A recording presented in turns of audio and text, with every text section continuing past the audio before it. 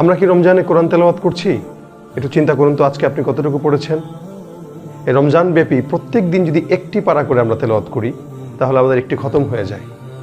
নবী করিম সাল্লাল্লাহু আলাইহি ওয়াসাল্লাম রমজান মাসে খুব বেশি কোরআন তেলাওয়াত করতেন, কারণ এটি কোরআন নাজিলের মাস।